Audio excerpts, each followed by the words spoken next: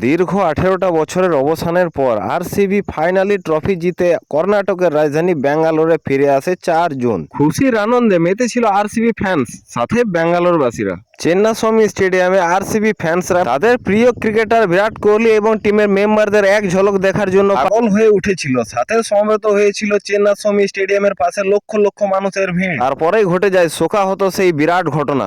আনন্দের উচ্ছ্বাস বদলে যায় শোকের আর্তনাদে। কি এমন ঘটনা ঘটেছিল 4 জুন 2025-এ? কেনই বা শোনা যাচ্ছে 2026 আইপিএলে আরসিবি ব্যান্ড? এই খবরটা ভুয়ো না সত্যি? দেখতে থাকো বন্ধুরা ভিডিও। এই ভিডিওতে জানতে পারবে আরসিবির ব্যান্ড হওয়ার খবরটা ভুয়ো খবর নাকি আইপিএলে ফাইনাল জেতা team RCB, Chennai Super Kings এবং রাজস্থান রয়্যালস যারা ব্যান্ড হয়েছিল তাদের মতোই 2026 আইপিএলেও আরসিবিকে ব্যান্ড করা হবে। এই বিষয় নিয়ে বিসিসিআই জানিয়েছে বড় মন্তব্য।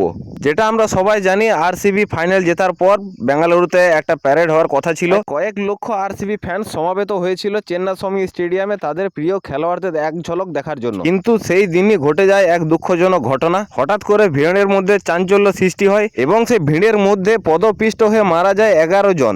অনেক ক্রিকেট ফ্যান্স যারা খেলোয়াড়দের সাথে আনন্দ উপভোগ করতে এসেছিল তারা পদপিষ্ট হয়ে আহত হয়। সেখান থেকে ওঠে সমালোচনার ঝড়।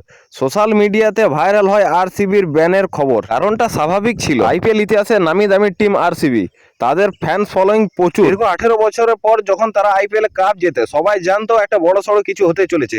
কিন্তু তা সত্ত্বেও সরকারের তরফ থেকে বা বিসিসিআই এর তরফ থেকে কোনো অ্যাকশন নেওয়া হয়নি। বিসিসিআই অভিযোগটা প্রত্যাখ্যান করে। কারণটা তারা জানায় আরসিবি সেলিব্রেট করাটা তাদের ব্যক্তিগত সিদ্ধান্ত ছিল, এতে বিসিসিআই এর কোনো হাত নেই। তবে এই ঘটনাকে খুঁটিয়ে তদন্ত করা হবে এই আশ্বাস দেয় বিসিসিআই সচিব জয় শাহ। রয়্যাল চ্যালেঞ্জার ব্যাঙ্গালোর কর্তৃপক্ষের তরফ থেকেও জানানো হয় যে যারা মৃত ব্যক্তি, যারা প্রাণ হারিয়েছে এই দৌড়ভাগে এই ঘটনাতে, তাদের জন্য শোকাহত আরসিবি কমিটি এবং তাদের উদ্দেশ্যে 10 লাখ করে প্রত্যেক জনকে দেওয়া হবে প্রাণ হারিয়েছে এই দুঃখজনক ঘটনায়। তাদের জন্য আরসিবির টিম শোক প্রকাশ করেছে এবং তার পরিবারের পাশে সহানুভূতি দেখিয়ে পাশে দাঁড়িয়েছে আরসিবির কর্তৃপক্ষ।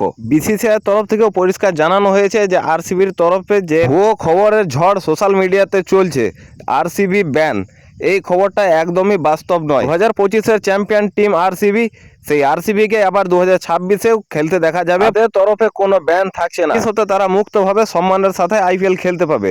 এই ঘটনা জানিয়েছে বিসিসিআই।